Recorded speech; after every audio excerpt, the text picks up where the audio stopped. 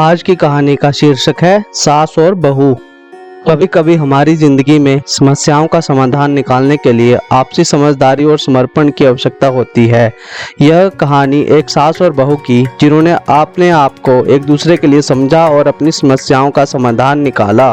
एक गांव में एक सास और उसकी बहू एक ही घर में रहती थी। सास बहू के बीच बहुत बड़ी तकरार रहती थी और उनके बीच अक्सर विवाद होते रहते थे। सास बहू के बीच की तकरार दिन प्रतिदिन बढ़ती चली जा रही थी।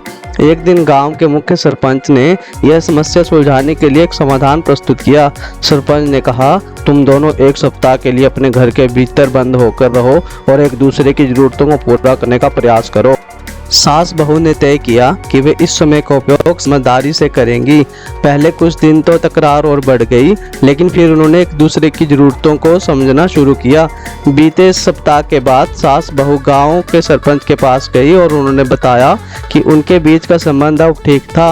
उन्होंने समझा कि समस्याओं का समाधान उनके बीच की समझदारी और सहमति में है। कहानी की सीख। इस कहानी से हमें यह सीखने को मिलता है कि सास बहू के बीच समझदारी और समर्पण से समस्याओं का समाधान निकाल सकते हैं।